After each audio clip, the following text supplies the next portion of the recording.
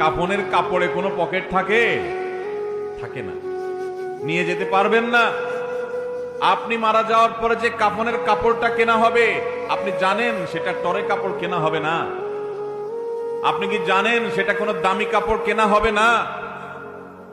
কাপড়ের মধ্যে সবচেয়ে সস্তা কাপড় দিয়ে আপনাকে কাফন দেওয়া হবে। কারণ যাদের জন্য এই সুদের কারবার করে টাকার পাহাড় গড়েছেন সেই সন্তানরাই বলবে, এবং তাদের বলাটা অযৌক্তিক না, যে এখানে দামি কাপড় দিয়ে লাভ কি, মাটির সাথে মিশে যাবে, নষ্ট হয়ে যাবে, কে দেখবে? দামি সাবান দিয়ে আপনাকে গোসল করাবে না। এই দুনিয়া থেকে কিছু নিয়ে যেতে পারবেন না, সব রেখে যেতে হবে। ভাগ বটরা করে ছেলে মেয়েরা খাবে, আর হারাম কামাই করছে না আপনি, জবাব দিতে হবে আপনার। আপনার চেয়ে বড় নির্বোধ কে আছে যে কামাই করবেন, চুরি করবেন যাদের জন্য, তারা কেউ আপনার চুরির দায় নিবে না।